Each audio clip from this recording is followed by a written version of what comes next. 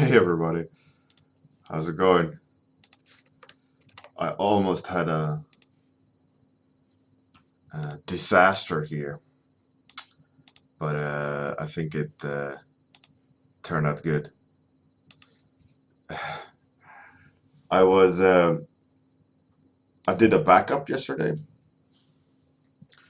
and what I do is I copy everything over and then clear the hard drive, and I did a preview, like checking the stream that everything was all right, and when I um, when I clicked the preview stream, it was just all red everywhere. There was no graphics, so you can still see some red, the square. Um, so I was like, oh no. So I had to desperately go back to the backup, find the file, which I will obviously have placed somewhere strange. Needed to duplicate the same placement on the original place it was in. And yeah, it was a bit chaotic. Um, I was sweating a bit. But now everything seems to be good.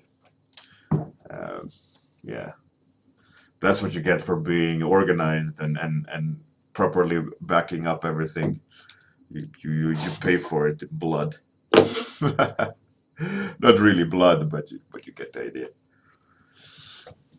So I think today what I'm gonna do is not do a random topic one, but just kind of comfort zone monster. I feel like just doing something cool. Uh, Good morning, Paul Treffel, Passenger, Orby, Eric, uh, Eric. Yeah, that's a good passenger. Now you're with us. All right, chaos, comfort zone, Kuru. Yeah, for sure.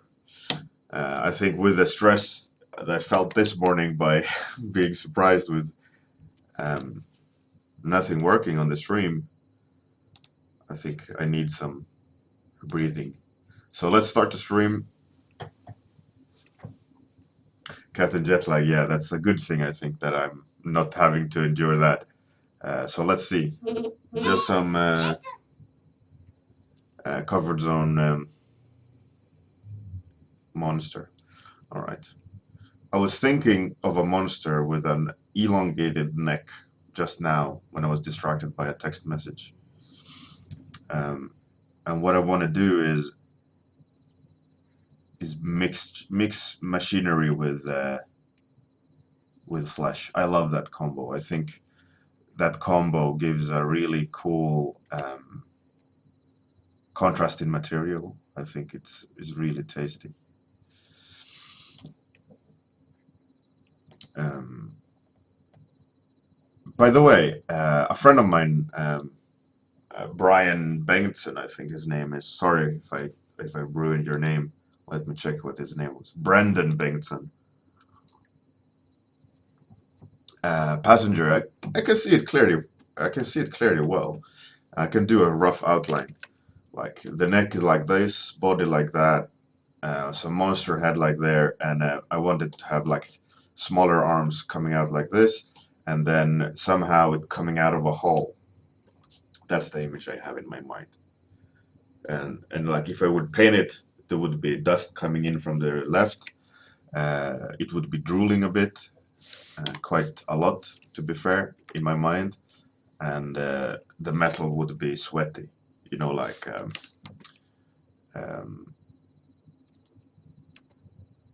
when condensation on the metal, and that's how I see it in my mind. And the wall it comes out of, um, if you ever played the Destiny, there's one of the first bosses you encounter. Um, it comes out of the wall like uh, air drum, kind of. So that's what kind of I wanted it to come out of like machinery, a machine that comes out of machinery. That's how I saw it. So now it's just a matter of like tracing that picture and filling in the blanks. But I pretty much know like how I want to see that neck. It's like if you think about kids, the kids have these tunnels that they can crawl through. But you can also fold them in. It's like metal rings with the fabric in between them, so it looks like massive caterpillar. So I was thinking the neck would be a metal rib cage of sorts that kinda is having plastic in between, so you kind of see through it, you know, and you should see the cables underneath, etc. But I doubt I have time to really push that part, but I'll do my best to try to facilitate it. But yeah, that's the picture I had in mind when I got that text. Apparently, I associated that text with that picture, but there we go. Hey, Image Laba, thanks for the other host. Much appreciated. Thanks, Seaglass, for the host, Novio, and Master 77777. Yeah, that picture came in just clearly. You know, sometimes, like when you do concept art, you gotta be able to get that picture. But what the problem usually happens is that is when the brief is specific. You know, like, oh, I have to have pink motorcycle in there, or the monster needs to be made out of jello. You know, whatever weird brief you have, getting a mental picture of what is required is always harder, and it requires like flexibility and rolling with the punches. But I think all in all, it comes down to like, how can you bake the cake? It sounds weird, but kinda. You know, you get your ingredients, and you have to be able to think in a way where, let's say you get this brief, right? That I can't do that. That breaks the perspective. So let's say you get this brief, right? The one that I kind of started talking about, this thing coming out of the wall, right? And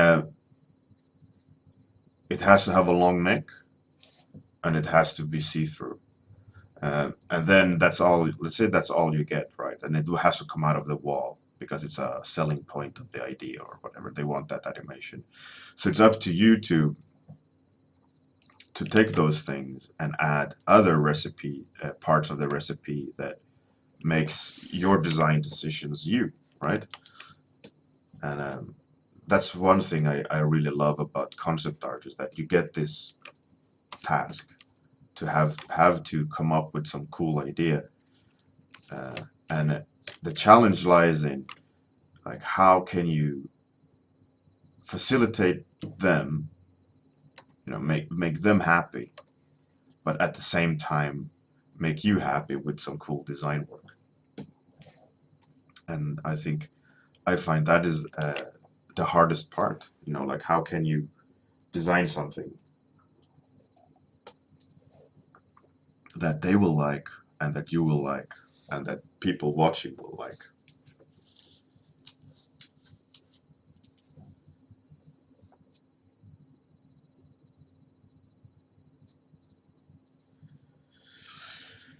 The thing with like having these pictures and how they work is, it's like with everything, right?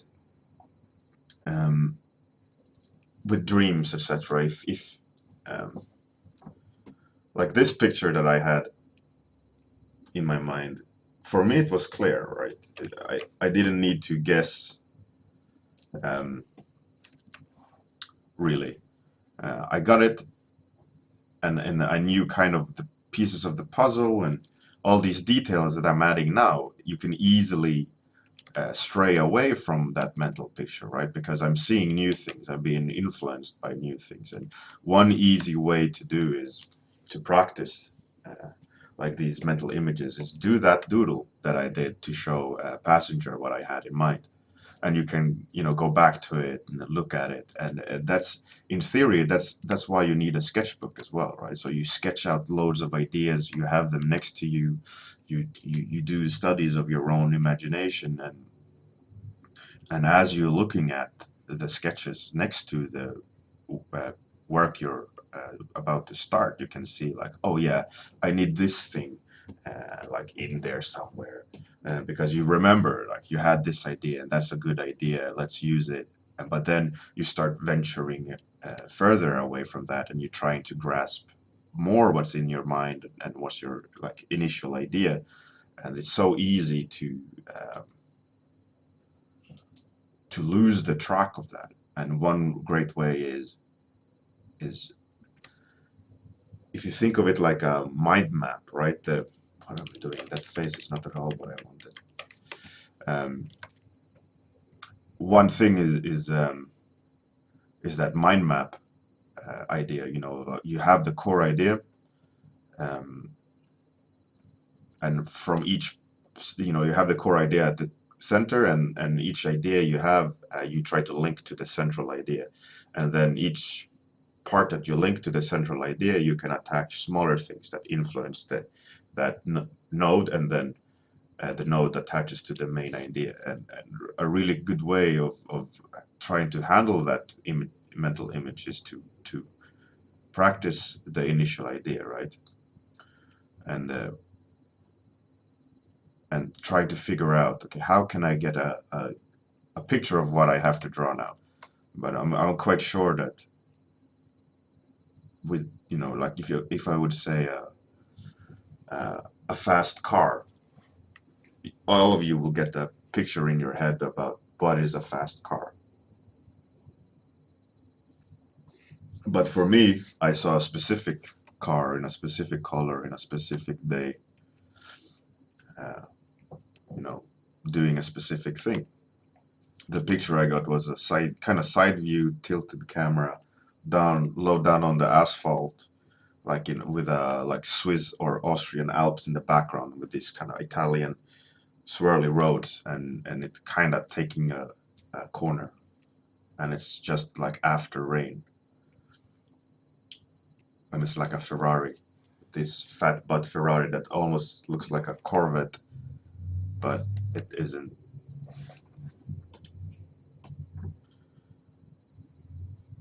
And you know, I have those details in my mind. It's because I just been practicing that way of thinking of how can you,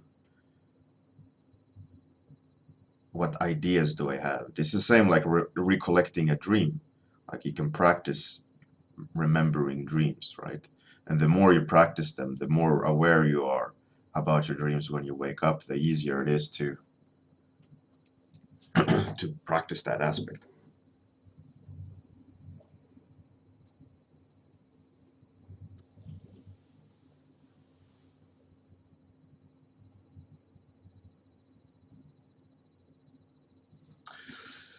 Well, Kuro, I think that like with all things, the hardest thing is to come up with an idea, right?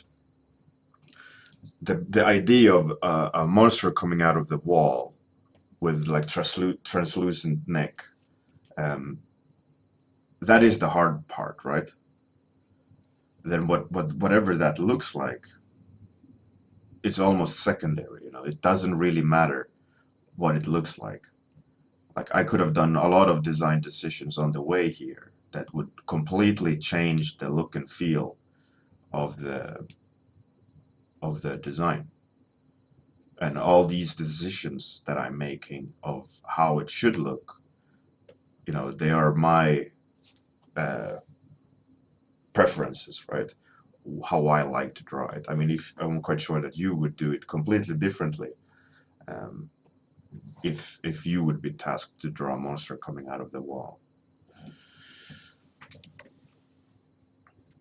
and it should be completely fine to change the approach, change the idea.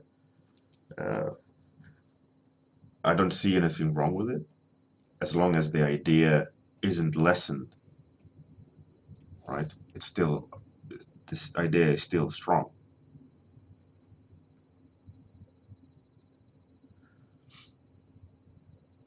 Like if you think back on those on some of those warm-ups I did with where I fail at painting, it's when I go back and change my brush strokes, change the light.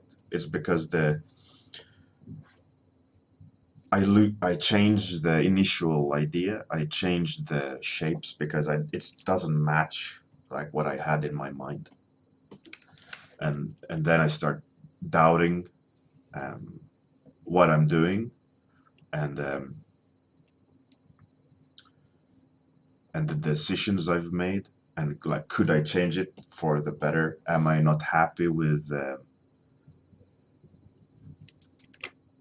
what I, the decisions I made along the way? Sometimes, like, yes, I made bad choices, and I have to switch it up now in order to have it work. And sometimes, in a painting, you put in a lot of effort into setting up the poses and the colors and the values, etc. You send it off to a client, and the client goes like, "Oh, it's good, but we need a character over here. We need to change the thing over here to this," and then a lot of times you try to um, please the client by changing the elements what they ask for, and most of the times that's okay. You can get away with it, but a lot of times you actually got to start from the beginning, because a lot of decisions you're making on the initial thumbnail, like the um, this sketch, right? I have a lot of things set up that will have to be done in order for it to be working, uh, and it's like tic-tac-toe, right? One informs the other as I go along. uh, but if you change one of those, you have to consider, like,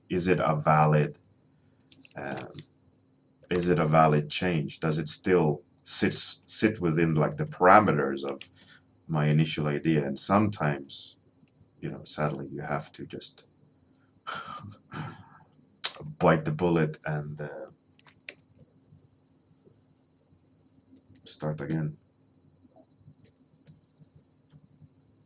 Sadly, that happens too many times. But sometimes you just gotta go, all right, I'll just erase huge parts of the painting and reestablish everything. And those are the things you just got to do sometimes, and that is an interesting challenge as well. If you have this mental picture of how a painting should be, and then all of a sudden you can't.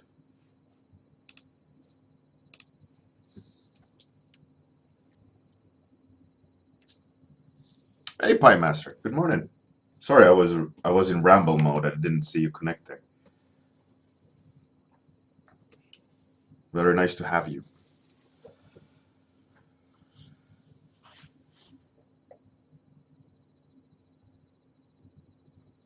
Hey, Nefas, good morning. Eric, I do see animation, but like I said about like that initial idea, the initial idea can be an animation, and then you try to pursue that, you try to design accordingly.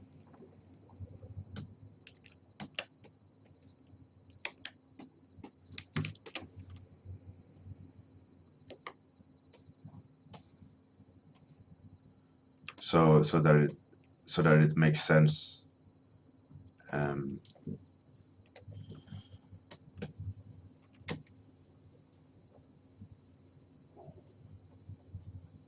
I gotta erase some here.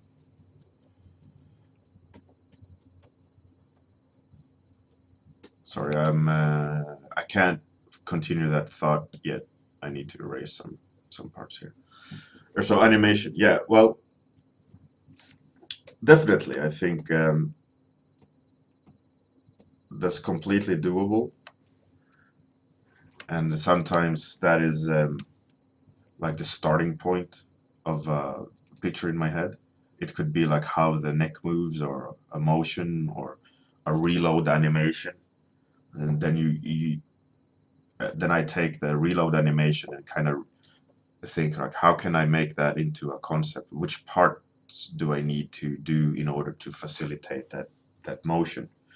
And then you start breaking the concept down that way, like thinking, all right, it's gonna, like, that one thing that I absolutely loved in that movie with Tom Cruise, I think it was no, what's it called? Minority Report. Yeah, Minority Report. Uh, I think it was that kind of swing around shotgun thing. That was such an awesome idea. Like, they charged the gun by rotating the gun part like a dynamo. Really cool idea. And that's, like, for example, that I'm quite sure that the idea of the whipping shotgun, that was the core idea. Um, like, design a gun are out of those principles. Then you have to start thinking about, okay, it needs a joint. How does it charge it? How do they hold it? In what way do they hold it? All these things, right?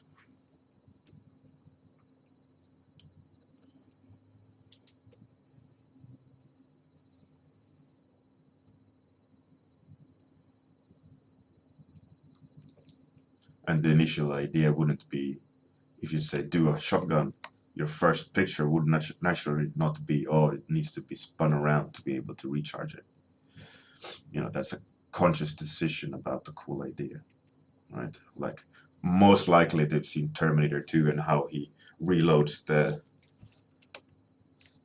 shotgun that way, and they were like, oh, we want an equivalent of that. Make it happen. And some poor concept artist having to sit and design a weapon. I'm not sure. I'm quite sure it's not poor. I think they enjoyed it quite significantly to design something cool like that.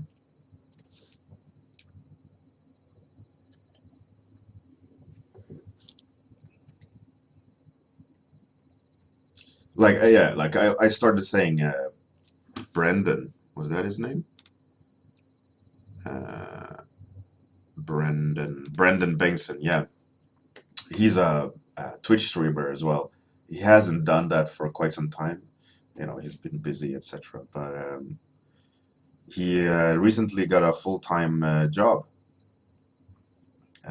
in Sony Santa Monica, I think. Um, so I've been interviewed by him on his stream. We did like a 2-hour talk, I think. Um, but I was talking to him today. He went to bed, but I was talking to him, and I was thinking, what it would be a cool idea to have him on this stream. To first of all repay the favor of being interviewed, but secondly also, I've been around in the industry for 10 years now, and I'm quite um, removed from the process of what it takes to be hired as a fresh artist now. So I mean, he does 3D, but I thought that it would be a cool idea to have him on and have him talk about his experiences of trying to get into the industry. How do you breach that wall?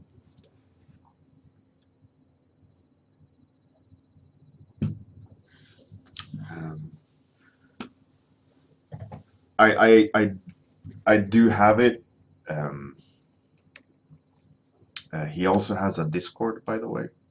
He's a cool guy, um, but I can't give you the link at the moment. I'm quite sure that a Google will give you the results that you need. But I thought it would be a cool thing to have him on the show, and have him talk about the struggles or what he had to do, and the way he got hired, it's quite interesting. You know, he got hired in a way where that didn't exist. When I was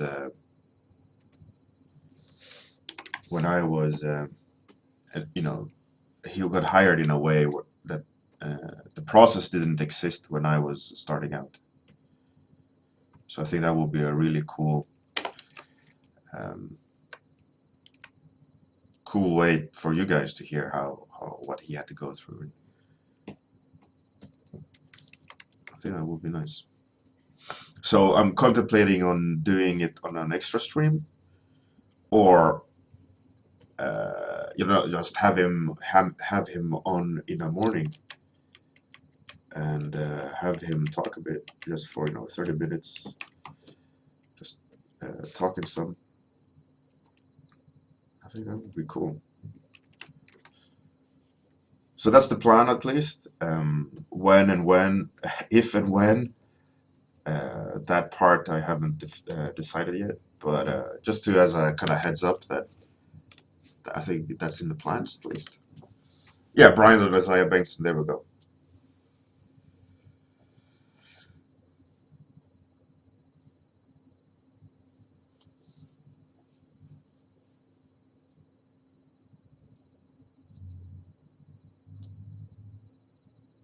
Hey, Baba220, welcome. Eric, well, I think those are the kind of things, right? Like if you when you saw me drawing this kind of quick doodle, that itself is enough information for your mind to go, oh, that's the idea, right? So you can see it being materialized, materialized, English, materialized, and you can justify the idea if it's worth pursuing. Right, so that's why sketchbooks and thumbnailing is really, really important if you consider what you're doing thoroughly. Like, okay, what's the idea? Oh, he takes off a mask, right? Put it down a doodle where that is visible. And then, or like, what's the next idea? Oh yeah, he has a bag of gold or whatever, and you kind of chase that idea with some sketches. Think of it like a mind map, right? Like how I explained the pictures. You need to do certain things, or your idea contains certain things, and by practicing the view, like how you see the picture, you'll get better at it, and you can think of it differently. And you don't get stuck in the approach, but you can just easily chase ideas. You say you see it like a trailer. I'm assuming you see him in some sort of perspective. Maybe start with that perspective. Like, oh, I see him looking down at me from a rock, or he sits on a pillar on a fence, or where is he? What's the light? What's the perspective? Is he close to the camera, far away? Why is he far away? Those kind of things helps to think about the picture in your mind. But then also with knowledge comes better ability to make those kind of decisions.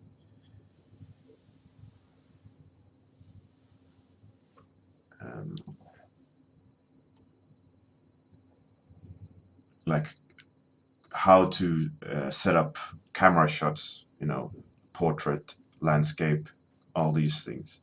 And why do you do those in certain times instead of others?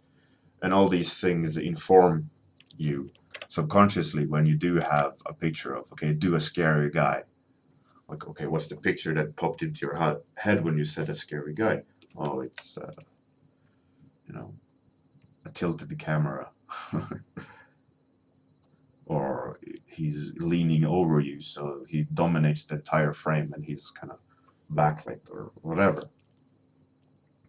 Those things, I mean, they're technical when you look at them on paper, but because you're using them creatively, you know, they inform you in a completely different way of how to make those kind of decisions in your mind of what's needed and what's not needed in order to sell the idea. And one of the best ways to do that is just sketch and practice and experiment and allow yourself to fail to try to get some sort of image in there. And it's going to be a part of my talk, I think, at the IFCC, like creativity and like technique versus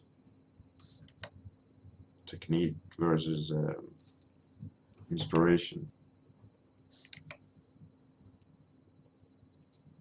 I had some other name for it, but I think the general idea is I'm going to be talking about how to allow yourself to be more creative.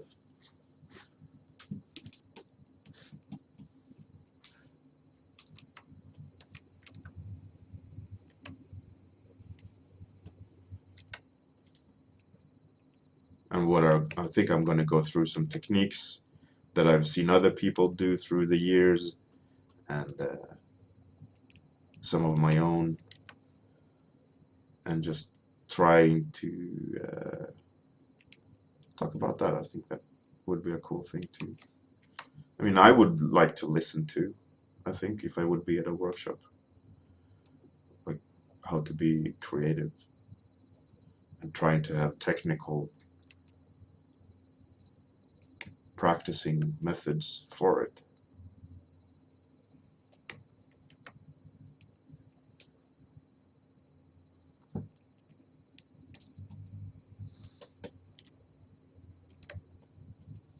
No, I felt myself going to focus mode, stop talking, and the eyebrows became lower and lower. Stupid mind.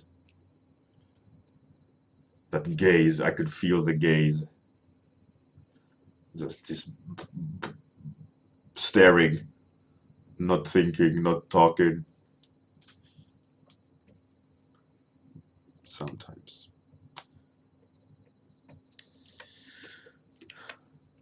What can you do? You are who you are. You can't do anything about it. Only adjust.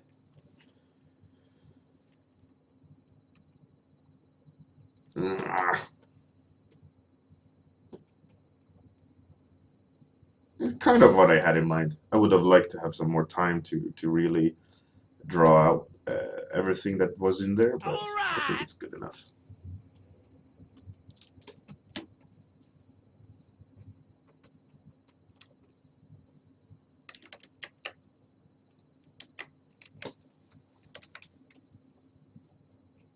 And also a good ramble today.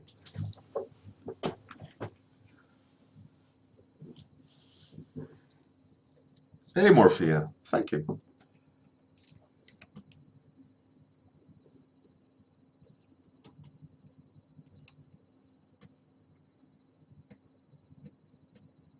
Glad that you could make it.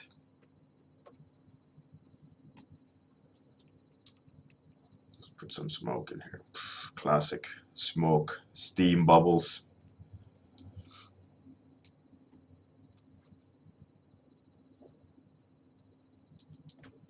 I haven't even flipped the image. Please don't break. Ah, yeah, it's not that bad. Okay. One last liquify. Then I have to stop. Not oil paint. Liquify. Just some more curve in there. Just a bit.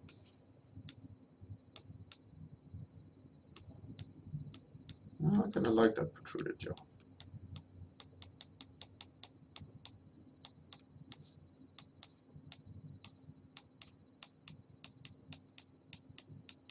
Anyway, so Bengtsson, Mr. Bengtsson will join us at some stream in the future.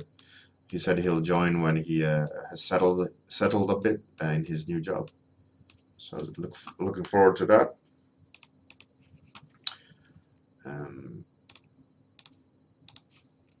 All right, that's it. Thanks, Bubble. It's a little bit doomish, definitely. I do love myself some Doom. So tomorrow morning, I doubt that there will be a stream.